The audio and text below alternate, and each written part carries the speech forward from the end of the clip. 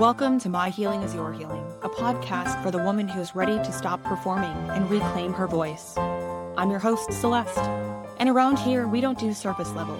We go deep. Each week, we'll explore concepts like self-discovery, radical honesty, and the kind of healing that rewrites your story from the inside out. This is a space for truth-telling, for remembering who you are, and for coming home to yourself, louder, braver, and more radiant than ever. So come as you are, and let's do this together. Let's begin. Welcome back to My Healing is Your Healing. I am your host, Celeste. This episode is for the woman who looks like she has it all together on the outside. But inside, she's exhausted. She's disconnected, wondering if maybe there's something more. It's for the woman who followed all of the rules, who got the degrees, built the career, managed the calendars, held the family together, and performed her way through every version of success that she was taught to chase. And still, she found herself quietly asking, is this really it? If that sounds familiar, you're not alone. Today, I'm sitting down with Criss Madrigal, a former Fortune 500 leader turned life alchemist, to talk about the cost of living in survival mode and what it takes to come home to yourself after burnout, overgiving, and chasing success that doesn't actually nourish your soul. This episode is about what happens when the version of success that we were handed no longer fits. When the life that looks good on paper starts to feel like a cage. And when achievement becomes emptiness and burnout becomes your baseline. We'll talk about identity loss, survival mode, nervous system crashes, and how Criss's autoimmune diagnosis became the doorway to everything that came next. Freedom, voice, clarity, and a new soul-aligned version of success. But before we jump too far in, I want to share something personal because redefining success is something I've also had to do too. I grew up living with parents who were professors. In my house, sitting around our dinner table when we talked about what success meant, to them it meant having letters after your name. It meant financial security and savings accounts and degrees. It meant being polished. It meant being respected and praised. Whether they said it out loud or not, I got the message loud and clear. If someone didn't have a college degree, they weren't as educated. If they weren't accomplished like that, they weren't to be taken seriously. And so I chased success by the book that I was handed. I performed. I achieved. I collected accolades, not because they lit me up, because they definitely didn't, but because I believed that they made me enough. And somewhere along the way, I started to unravel because success without fulfillment is just performance. It's achievement dressed up as worth. It's living for other people's approval while slowly disconnecting from your own inner joy. So I had to ask myself some really hard questions. And these are questions that I want you to ask yourself too.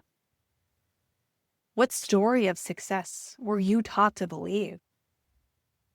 And who did that story serve? What did it cost you? What does real success feel like in your body? And what does a fulfilling life actually look like for the woman that you're becoming? Because here's what I've learned. Real success feels like freedom. It feels like integrity.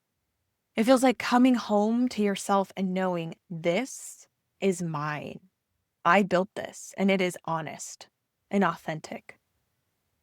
So if you have ever felt like you were living a life that made sense on the outside, but felt so wrong on the inside, if you ever woken up and wondered, how did I get here? And what happens next? This episode is for you. So let's get into it. All right. Welcome, Criss. It's nice to see you. Thank you. Thanks for having me. I'm excited to be here today. Absolutely. Likewise. Well, I'm going to give our listeners a little bit of information about you really quick, and then we can dig in. How does that sound? Perfect. All right. So this is Criss Madrigal. She is a former Fortune 500 leader turned life alchemist, best-selling author, and mentor to high achievers ready to align with their true calling. After healing from an autoimmune condition and leaving a 20-year corporate career, she rebuilt her life from the inside out. And now she guides women to go from misaligned to magnetic. Through her work, Criss helps women release guilt, rediscover their voice, and turn their stories into powerful catalysts for change. I'm really excited to have you here today. Yes, I'm excited to dive in, and there's so much that we can dive into here. So let's go right in. All right. So you gave me a little bit of background about yourself, and you said on paper, your life was the picture of success. You were a Fortune 500 leader, a mother, an advocate, but something was breaking behind the scenes. What was going on? So I think so many of us women go through our lives with this vision of success that was perhaps given to us since, childhood. And I believed I was following that. I was checking all the boxes, right? I went to college, I got multiple degrees, had the job, I got married, was started the family, the house, and everything just appeared to be a successful life. However, for me, as that success evolved, I was slowly losing my own identity, losing my identity in my role as a professional. I was a human resources leader. And so just focused on serving others, obviously, in that field. I was slowly losing my identity in motherhood and just everything that it entailed. For me, it was having 3 children under the age of 2 and twins. Well, we had twins, and our twins had medical complications just based on a diagnosis they have. And so all of that coupled with, being the breadwinner in our family, so my husband could stay home and care for the kids. It was this whole dynamic that we planned for, that when I say we, my husband and I, we talked about, but that same plan, if you will, was slowly falling out of alignment with who I was. And by that, I mean, I lost myself. I didn't recognize who I was anymore. That is the difficult part, because it's not something that happens overnight. It's something that happens over time until you look at yourself one day and you absolutely don't recognize that person anymore. Yes. And that's what happened to me. You are not alone in that. You sound very similar to me in what I've gone through in my past. So it's very interesting to hear like somebody else's story and hear all the things that they've been through and how they were feeling. And like, it's very interesting when you look in the mirror every single day, right? And you're like, oh, maybe I'm gaining weight, maybe I'm losing weight, right? But you don't ever actually see the huge changes because you are seeing yourself every single day. And you're not checking in on like this big emotional gap. It's just this one small piece chipping away every single day until you get to a place and you're like, wow, this is a clown in the mirror. Yes. All right. Well, so this process, when you finally looked in the mirror and you saw yourself, that's burnout, right?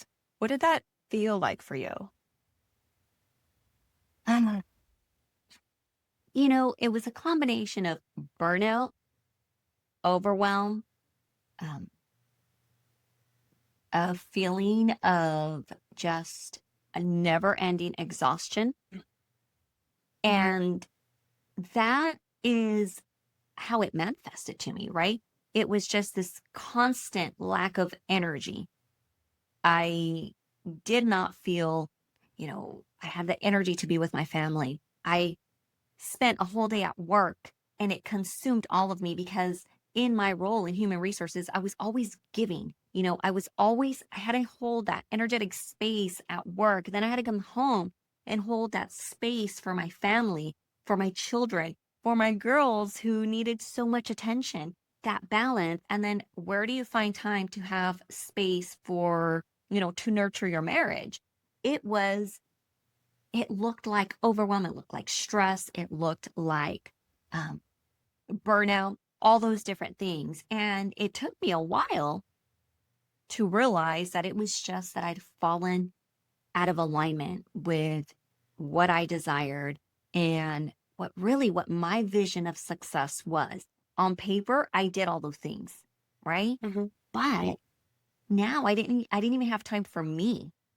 I didn't even have time for my family because I was just consumed in a lot of other things, but not on the things that truly matter, which were my family. Yes, I was consumed with my family, but in a survival mode, like making sure that they were doing well, taking my girls to appointments, doing all the things. And it was just not having space for me. Mm-hmm. And when I tried to create that space, it was filled with guilt. I shouldn't be taking time for myself because I should be spending it with my children because I've just spent 10 hours away from them. Oh, yeah. It was this never ending loop. That is so hard to realize too. And you're like, but at the same time, and you don't think about it this way, but you can't give like give anybody else from your cup until you filled your own cup. And it's interesting. I was listening to you talk about this, and it's that have, do, be model, right? Like exactly. You're like, when I have these things, then I'll do this and then I'll finally be happy and I'll be with my family, but I have to do this job and I have to Right. do these motions to get there instead of being the person you ultimately want to be right now. You nailed it. Because when I flipped the script on that to be, do, have, that's when things actually changed. That's when my life began to unfold in a way that I desired. I started to create the life that I wanted because I began to embody that version of me. I was being that person today versus waiting, doing all the things because I was pretty good at doing, right? I had to flip that script. And I'm glad you mentioned that because that's how majority of people operate. That's exactly what leads to the misalignment, and it's flipping that script, which sounds super easy, but at the same time, doing it consistently is what takes reprogramming and work. It is so hard. And until you actually recognize that you're doing it, you have no idea. And you're just completely fine going down that path, which is crazy. Right. Yeah.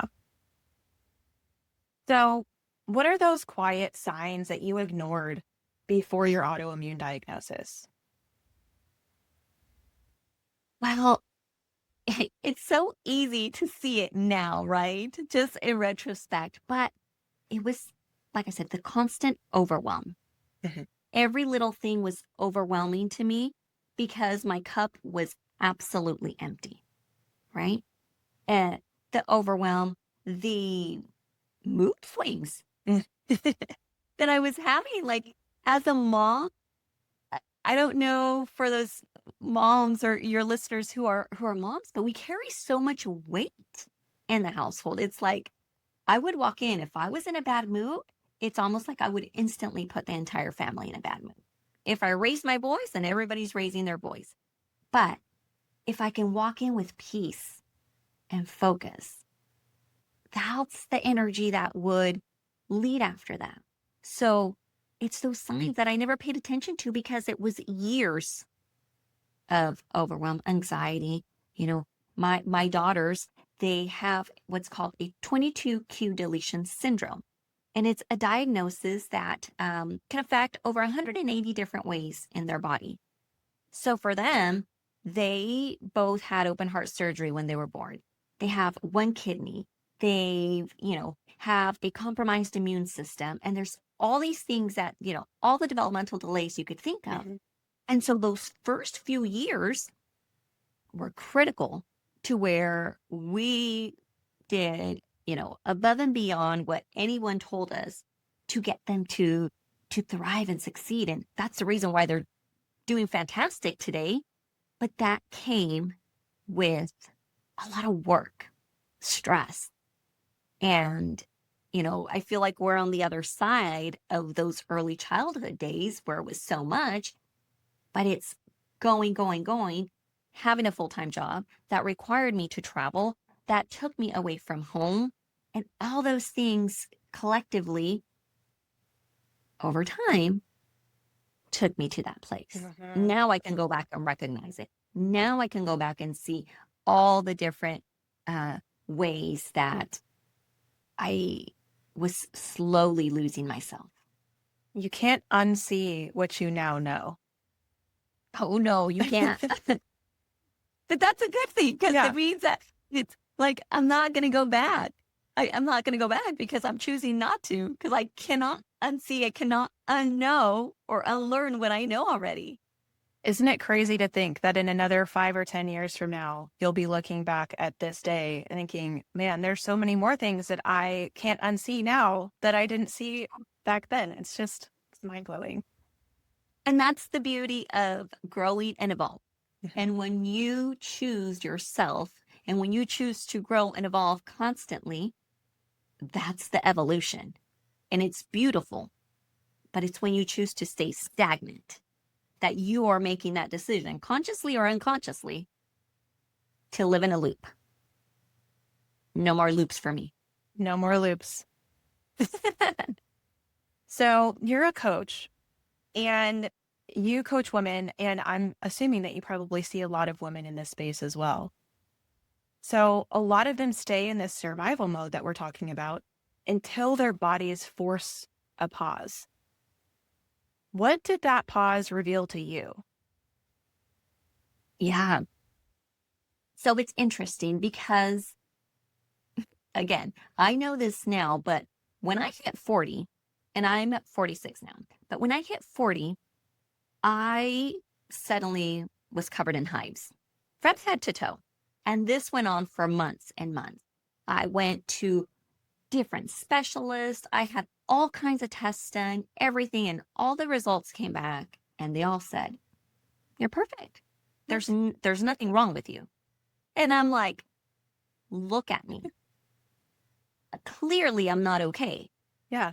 And because I've spent so much time advocating for my daughters and not taking, the first answer and not taking, no for an answer, I just kept digging for answers for myself. And that path led me more on the holistic side of things, right? I was done with specialists. I was done with traditional Western medicine, and I went down the holistic path. And it was in that journey that the practitioner looked at me and said, "Criss, you've been living in survival mode for over a decade. And this is how your body is now basically getting your attention. This is your body reacting and responding because you have been ignoring every other sign that has come through," which at that point, I wouldn't have even known what sign that was, right? Yeah. I thought it was something I started drinking because I wanted to get more energy and these supplements. And all of a sudden, it's like, whether that was the trigger, I doubt it, but that was what I pinpointed it to. But it all made sense to me at that point. And I remember sitting in her office and I was like sobbing and all these, going through my life story and everything and just looking at myself, at my body.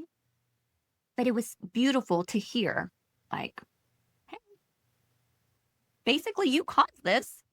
And I remember she didn't say those words to me, right? But I remember looking at her and I said, "Well, if I caused this issue, then I'm going to fix it in record time. Watch me." Because by that time, I was already a coach. I knew the power of reprogramming your mind. I just didn't know what the root cause of it was.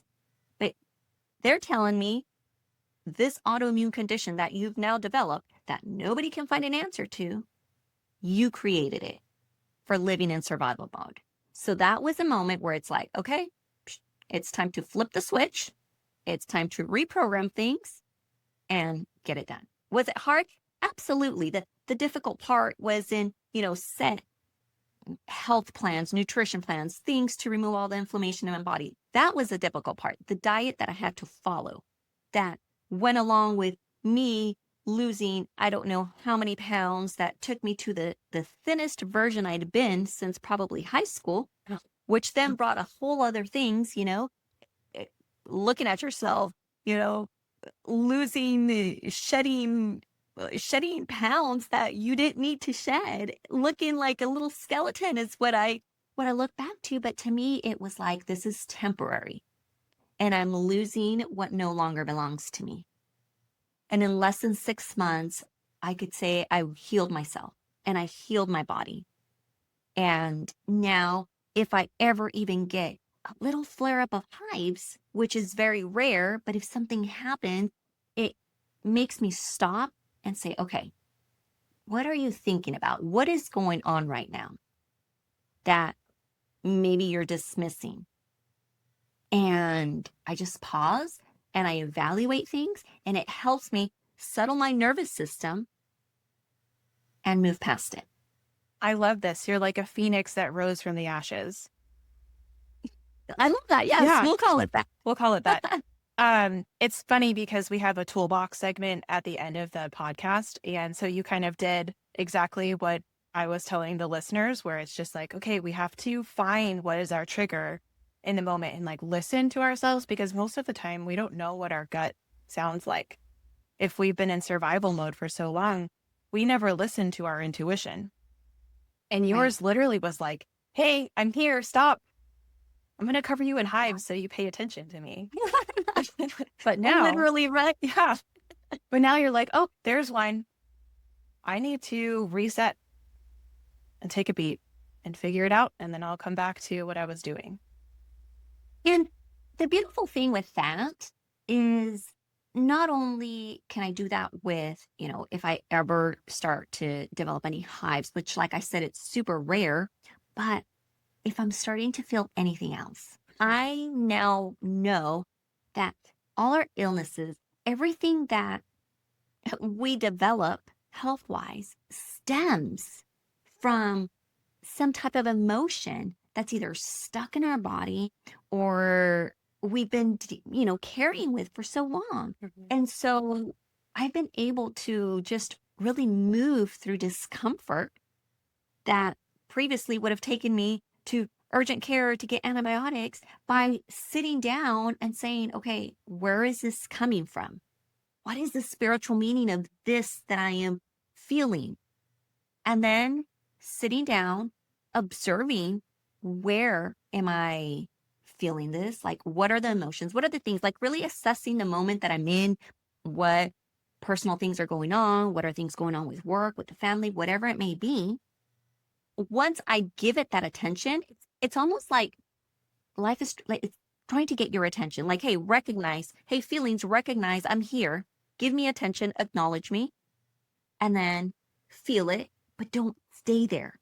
Yeah. And in moving through it, I've been able to move through things. And now the beautiful part is like, I get to teach my children how to do that. And that's just kind of by default, by them being here and, being in our energy. And it's just beautiful. They are so lucky to be able to learn from you and not have to, not necessarily make the same mistakes, but they get to make their own mistakes. But they already have so much great information from you by showing them what you've learned that they're going to be that much farther ahead now. And that is our goal. And when I say our goal, that's my husband's and my goal, because he's in his own journey as well. He's grown so much. And it's one of those things where it's like, you do the work for yourself. And by default, those around you are going to see the impact. And it took a few years for my husband to say, all right, I'm tired of living this way. Let's do this. And when he made that decision, his life completely changed. And now for our children, to witness and listen to the conversations that we have around them and showing them and just being honest with them and saying, hey, look, we didn't have these tools when we were younger. Our parents didn't know these things. The tools were out there. They just didn't know that. We're living in a different time. So now, if we made mistakes earlier on as we were raising you, as we didn't, we lived in a different period, it's survival mode. This is the time for us to fix it, because we can always fix it. Yeah. Because I'm very guilty that maybe I did things that weren't the best just in living in that survival mode. And so now teaching them and telling them that it's okay to make mistakes and shift and pivot, because that's how we learn. And every experience was meant for us to grow from it. So I can't look back and feel the shame and the guilt that I felt for a long, long time in motherhood, because I have to recognize that I did the best that I could with the knowledge that I had at that time. And those experiences, I was meant to go through them, because it was those experiences that was going to shape the version that I am today. I love that. It's so true. So I want to talk about returning to yourself and reclaiming your voice a little bit. Yeah. What were some of the beliefs about success or womanhood or motherhood that you had to let go of to reclaim yourself? So let's start with success. I believe there was a version of me at one point that believed success, like you had to work super hard for success. And I did. I worked my tail off, probably up until the point that I left my corporate job, because I believed I had to do that in order for me to do the things that I loved, just coaching and being a mentor to others outside of work, that had to work super hard to have all things. Now that I've stepped away from that, from corporate, now that I've had to reprogram, my whole identity, it's like a whole identity reconstruction happened after I left my corporate job, to remove all those thoughts and ideas of I have to work a full day, full 8-10 hour days to be successful. No, I get to do what I desire now. I get to leverage my human design, which is something that I love and use with clients. I get to leverage that. I'm a projector. And now I understand in retrospect how I was able to get so much done in least amount of time. But I was in corporate. I had to be there 8 to 10 hours, when in reality, I could get my job done in 4. So it was a lot of deconstructing those identities that no longer served me. So for success, I thought it had to be difficult and work hard. And it's not. It's just be who you are. Be in full alignment with who you are. And the opportunities are going to come to you. Exactly. You got to believe that. Yeah. You have to put out the energy into the universe of the person that you already want to be. Because otherwise, if you're continuing that negative mindset or you're continuing that survival mode, that's all that's going to show back up in your life. Absolutely. And don't get me wrong. We're human, right? We all dip. I'm always like, ooh, that 3D experience kind of came and slapped me in the face again, But that's how it is, right? We're human. We all have the ups and downs. That is the nature of life. But when I am able to preserve my energy, when I have those dips, I'm able to move through them and past them and come back out of them with a little more ease. Because I'm not in that empty cup. My cup is full. And so as it begins to drain, when those dips come, I can move through it a little bit easier. Because you trust yourself, you've done it before, you know what it takes to move on, and you know what it feels like to be in that moment. Yes. Yeah.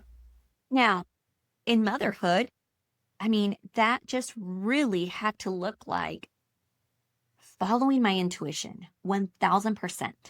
It was going against what doctors said sometimes, because I believed wholeheartedly in what I was doing. Yeah.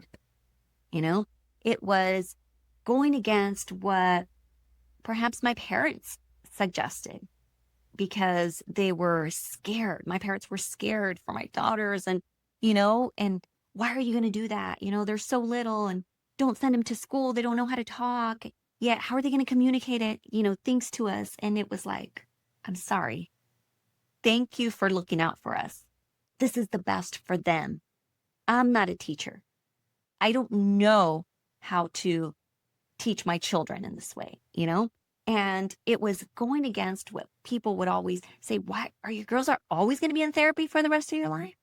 What is it to you, right? All the things that we did for our daughters is the same reason why they are thriving and successful young ladies today. They just turned 14. And it's like, you look at them and I have so many doctors that tell us, look at them. Like they've beaten the odds of this diagnosis. And it's because I've chosen to follow my intuition. And I have a husband that supports me and our family and all our crazy thoughts 100%. I love that. That's a really great example of the let them theory too, right? Where like you are so Right. stuck in your, like, exactly what you guys want and you let the outside world know, hey, this is me. Take it or leave it. Exactly. Yeah. All right. What did it look like to start living with intention? And when intention had never really been modeled to you before? It was really following your intuition, right?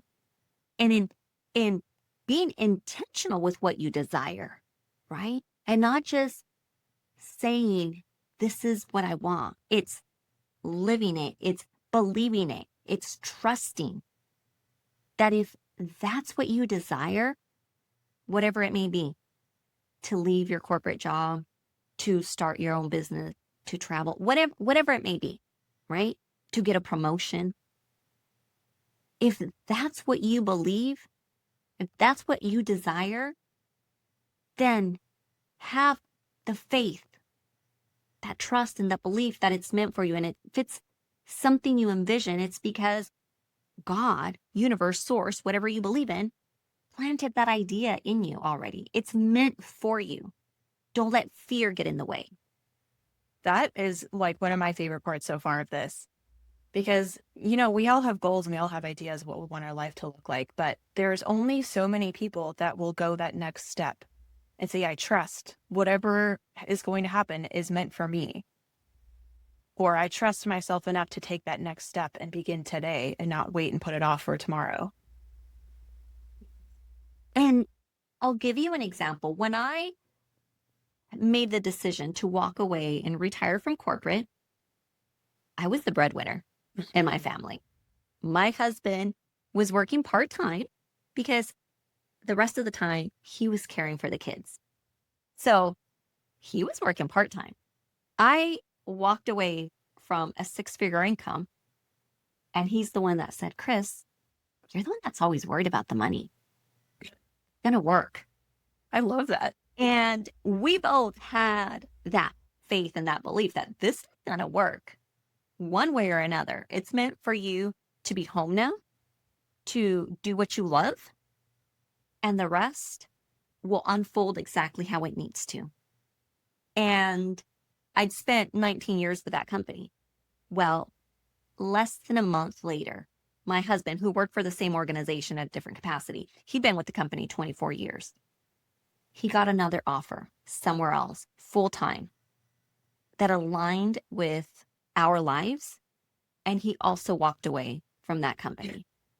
It was not even planned. There was no plan for him to leave that organization.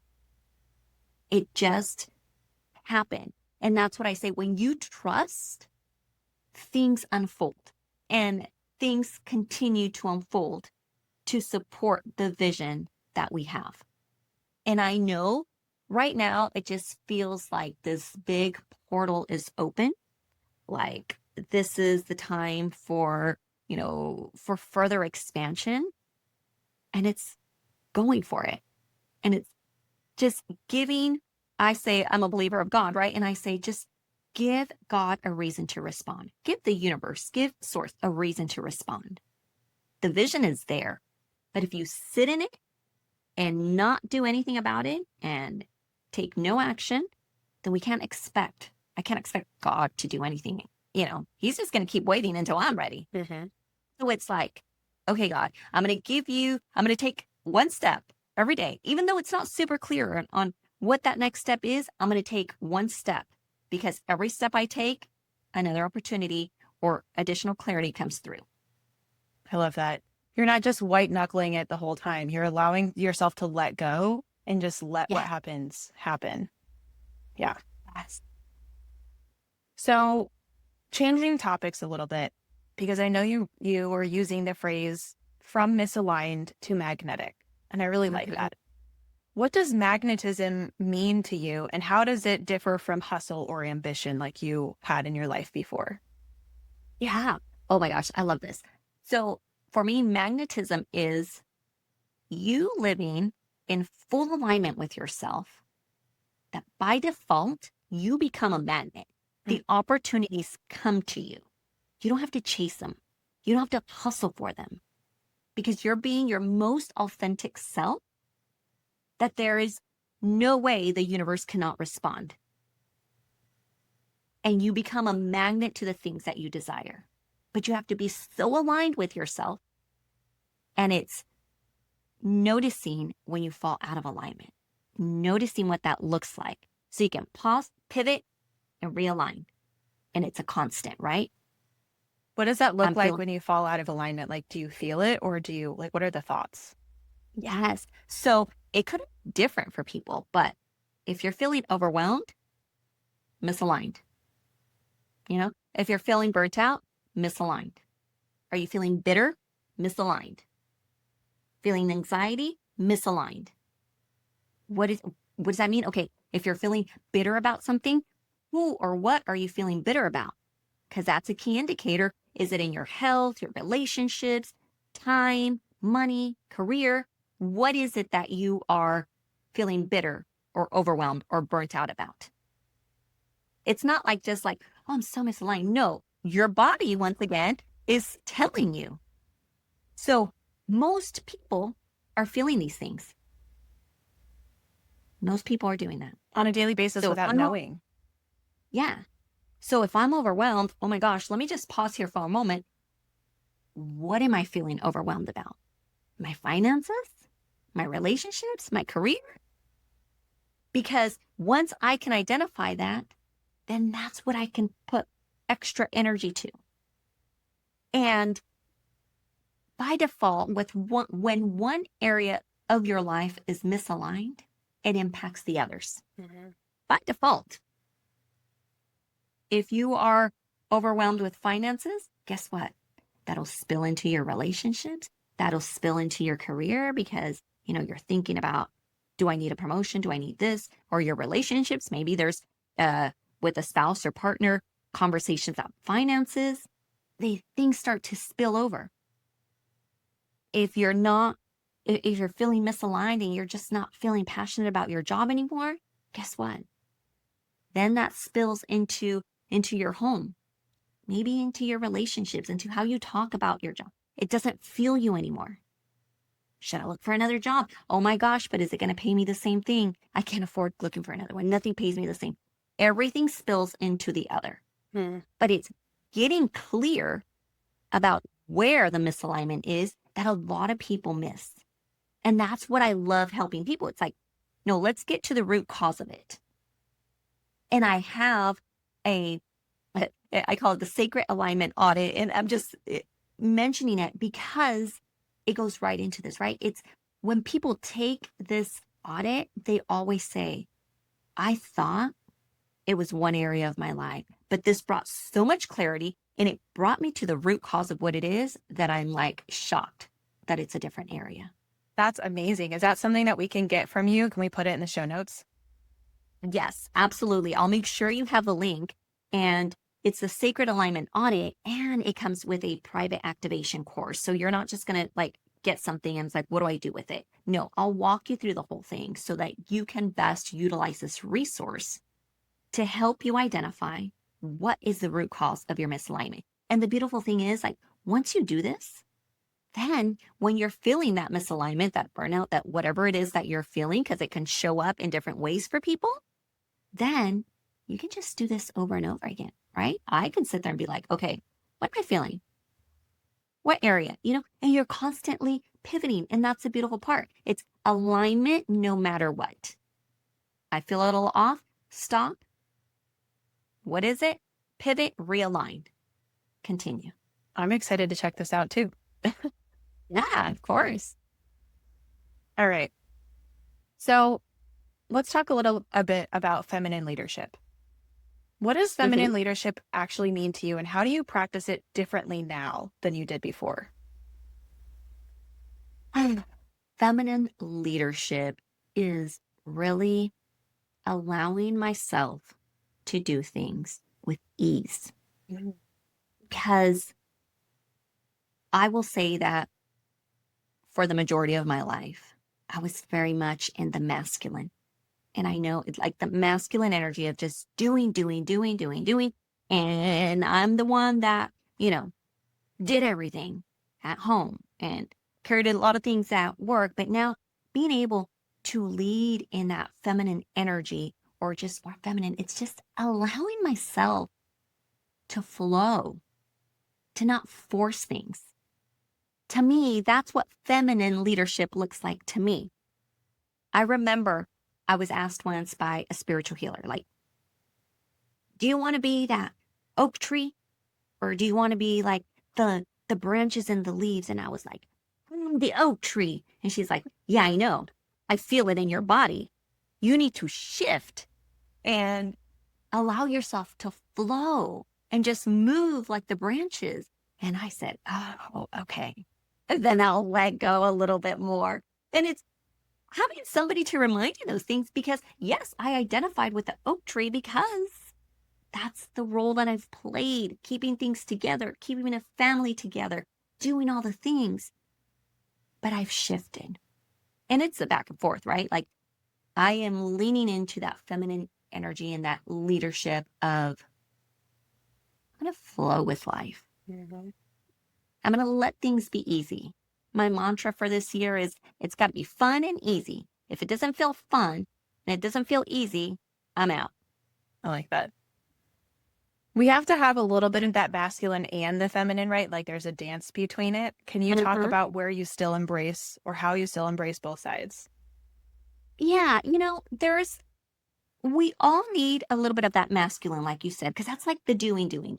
And so for me, this is when I also leverage a lot of like my human design, to where it's like, I'm a projector, I'm a 3/5 projector, and I know me living in my projector power. I know I only have a certain window, a certain amount of hours a day of work energy.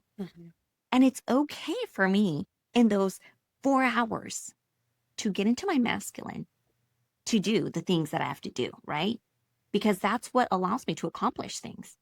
But the rest of the time, I just let it flow, let it be easy.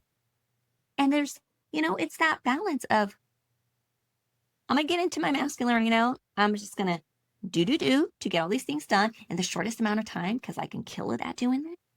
And then I'm going to step back and let the rest flow. And it could be in business too, right? Like, I'm just going to let the opportunities flow. And it really applies more to some tasks that we have to do that are not like, I love doing them, but you still have to get it done. Yeah. To get it done. So I try to insert it there, if that makes sense. I love that. Yeah. I mean, you don't always have to be that person, and that was the person that you were before, but now you're learning how to live your life in dance. Yeah. Yes. Okay. I have 2 more questions for you. So you picked a quote, and I really liked it. And I want to know what it means to you and how you use it in your daily life, or how do you explain it to the women that you coach? Okay. So the quote is, you can't connect the dots looking forward. You can only connect them looking backwards. So you have to trust that the dots will somehow connect in your future. Yeah. And this is the part where you have to stay connected to your vision and not tied to the how it's going to work out, and just trust that it's going to work out. And then just, you know, follow the path, that it's supposed to. And it's not until you reach a certain point that you're going to look back and you're going to say, oh, it's meeting that person that connected me to this to connect me to this. And I remember that I love the example that really, I love it for this is I once decided to work with a coach, and I kept telling her, I'm like your worst student. I don't know why, but it's like, I'm your worst student. And it felt weird because that wasn't the type of person that I was. And it was through her program that I met someone else that connected me to a publishing company. And then I look back and I said, oh, I get it. That was the path for me to connect with the founder of the publishing company that now has allowed me to become, a 3-time best-selling author. And I've collaborated and I'm like great friends with the founder of this publishing company that opened so many other doors for me. But I would have never met her if I wouldn't have been in her program. And it wasn't that she knew her, it was someone in her program. We connected, she shared an opportunity, and that's where I kind of followed along. But then one day I sat there and I looked back and I said, it wasn't that I was a bad student. It was that she was the path to this connection. There was no way I would have known. No, never. And that's almost the same thing as like making mistakes, right? Or even having those rock bottom moments where you look back and you say, man, I had to have experienced that thing to get me where I am today, to like learn all of the things so that I can be this person. And it's mind blowing, but it's a necessity. Right. But if we stay so tied and want to control everything, then we interfere. And that's something that I had to learn. Let go, surrender, take action, but have trust that, stay connected to that vision, and you're not going to have any idea how you're going to get there. Just stay connected. Really like and that's the hardest part that people have sometimes. Yeah, it's hard to believe in yourself until you start seeing all of those things start to connect, like those dots to connect. Then it becomes easier and you know it's going to happen. But when you're first starting out, it's so hard.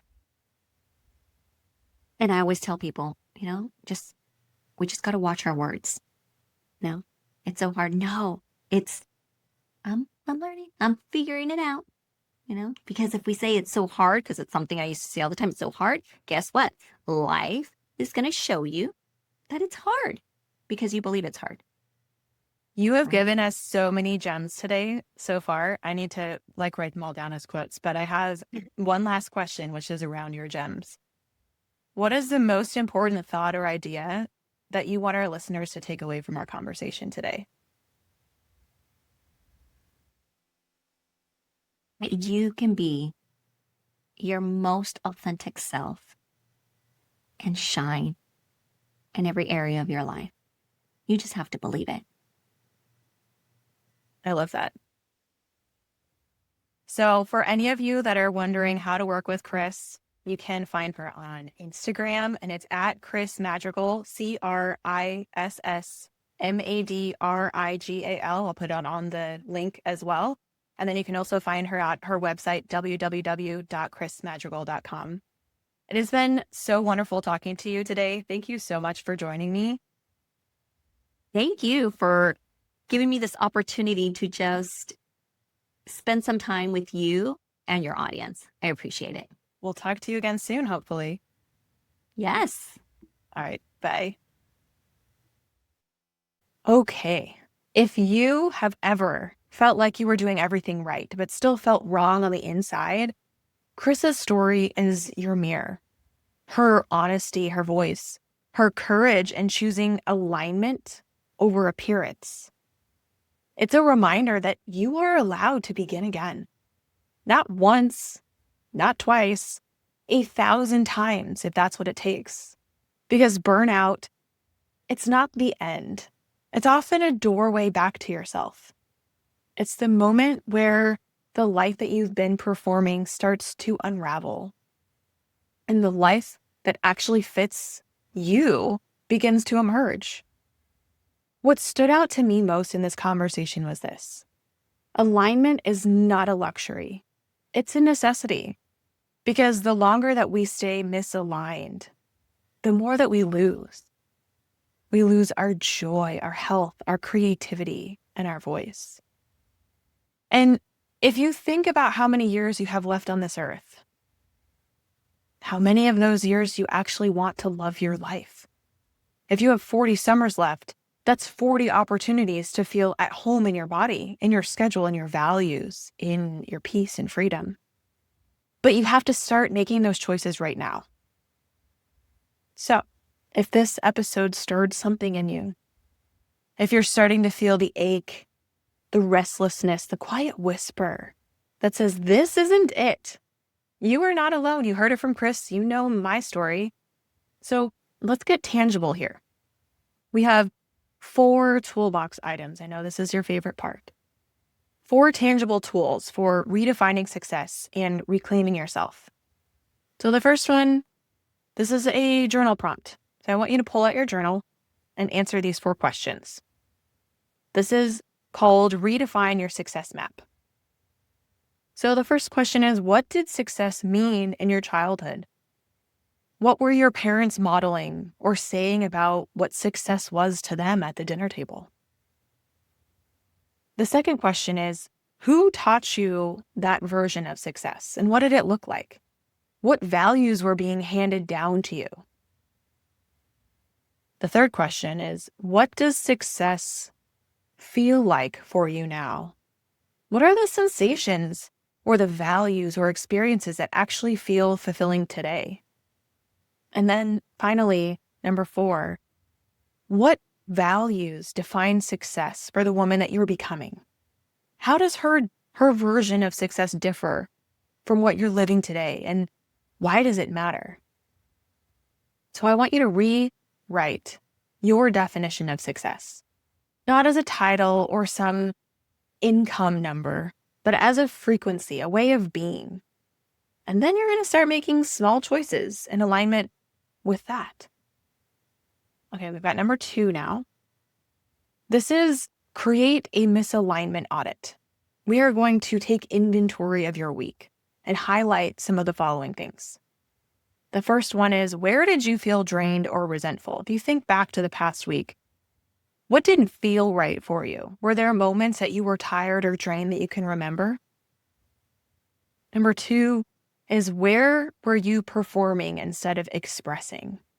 Did you allow yourself to be real in moments with others, or were you trying to perform to get a specific outcome? And then finally, where did you say yes out of guilt or fear or pressure? Was there a moment that you wanted to say no? Can you remember what that was and write it down? Then I want you to ask yourself, after you've taken stock of these things, what is one thing, just one, that I can remove or change or delegate this month that will move me more towards alignment? Because it's not about doing everything differently. You don't have to check off everything on your list. It's just about making one honest shift that feels real, that feels impactful. Number 3 is practice your voice reclamation ritual. Each day this week, I want you to write one thing that you're afraid to say out loud. Some examples might be, I need help, or I'm not okay. This doesn't feel good to me, or I want more. You can say it to your journal. You can say it to yourself in the mirror. Say it to a safe friend. Let your voice begin re-entering the room. It doesn't have to be loud. It can be whispered, but it does have to be yours. And the more that you can say these things out loud, the more that they become on the tip of your tongue, the more that it becomes normal for you to speak it out loud, to have it become. And finally, number 4, we are going to use the alignment filter. Before you say yes to anything, pause and ask yourself, is this aligned with the woman I'm becoming? Would she say yes to this, or would she say no? 2, if I say yes to this, what am I saying no to? 3, does this nourish me or does it drain me? Is this something I really do want to do? Does it energize me? Does it bring me closer to my alignment? Or am I going to resent myself or regret actually saying yes? And then finally, number 4, am I saying yes from freedom or from fear? Am I listening to my alignment or my core values, or am I afraid that something bad will happen if I don't say yes? Let these questions become your new internal compass. Because if it's not the truth, it doesn't belong in your life. The world does not need more burned out women, more overperforming and disconnected from their truth. It needs women who are lit from within, women who choose alignment over hustle, or their voice over silence, wholeness over the outside image. Let Chris's story be your reminder that you don't have to be perfect to begin again. You don't need to have it all figured out to return to yourself. You just need to start. Because as Criss says, her favorite quote, you cannot connect the dots from looking forward. You can only connect them looking backwards. So you have to trust that the dots will somehow connect in your future. If this episode stirred something in you, share it with a woman who needs to know it's okay to begin again. Or tag me on Instagram at myhealingyourhealing. Send me a message. I would love to hear what resonated with you. And if you're ready to start this soul-aligned building for your life, I have free resources on my website and coaching support for you at www.myhealingisyourhealing.com. Book a discovery call with me. Let's talk about what alignment looks like for you. You don't have to figure it out alone. Until next time, keep showing up, keep growing, and remember, you were never meant to dim your light. Thanks for tuning in and being here, for healing out loud, and for walking this path beside me. If this episode cracked something open or helped you remember a part of yourself, pass it on and share it with someone you love. For more support, free resources, or the next steps to your journey, head over to my website, myhealingisyourhealing.com. And if you loved today's conversation, subscribe, rate, and leave a review. Your words help this space grow and help more women find their way home to themselves. If I was your muse today, then my healing is your healing. Until next time.